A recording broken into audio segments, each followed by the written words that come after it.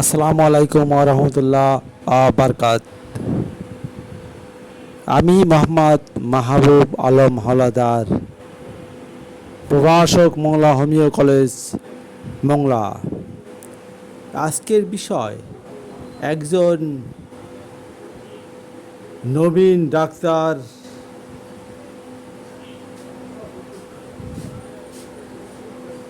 কে কতগুলো মেডিসিন জানতে হবে এবং কতগুলো মেডিসিন সে জানলে মোটামুটি প্রাথমিক অবস্থায় সে চেম্বার চালাতে পারবে। এর জন্য আজকে আমরা সেই গুরুত্বপূর্ণ মেডিসিনগুলোর নাম বলে দেব। আর আজকের যে মেডিসিনগুলোর নাম বলবো সেগুলো হলো অগভীর মেডিসিন।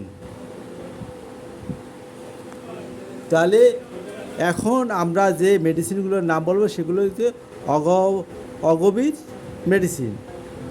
এর মধ্যে 1 নম্বর হলো আর্নিকা,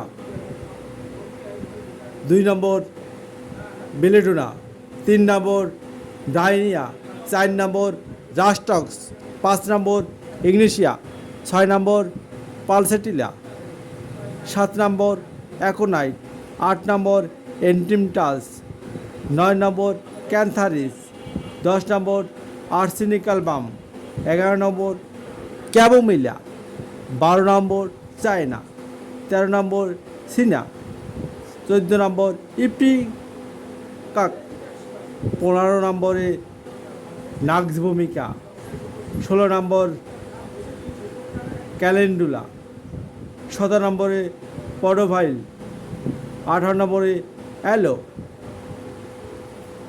19 নম্বরে লিডাম, 20 নম্বরে হয়েছে হাইপ্রিকাম, 21 ওপিয়াম, 22 নম্বরে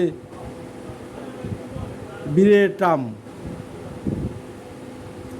23 নম্বরে সেলিডোনিয়াম, 24 এপিস, 25 ক্যানাবিস ইন্ডিকা, 26